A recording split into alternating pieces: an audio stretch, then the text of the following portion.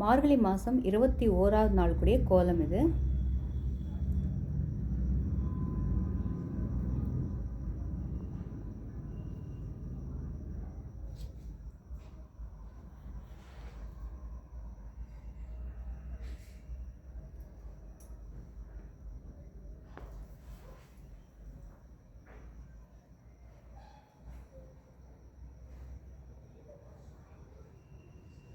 இன்னைக்கு மார்கழி 21.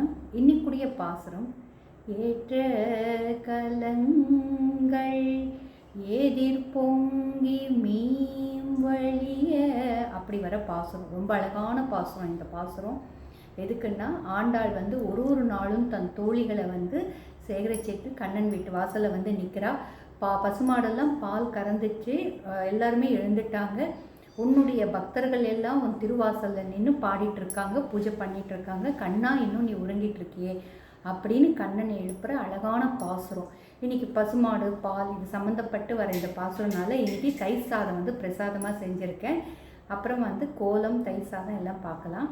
இன்னைக்குடைய பாசுரம் ரொம்ப அழகான பாசுரம். அதாவது தினமே ஆண்டாள் நாச்சியார் ரொம்ப அழகாக சொல்லுவாங்க, எப்படி நம்ம பெருமாளை சேவிக்கணும், எப்படி அவர்கிட்ட நம்ம சரணாகதி அடையணும் அப்படின்ற இந்த நோன்புக்குரிய அழகான பாசுரம் இந்த பாசுரம்.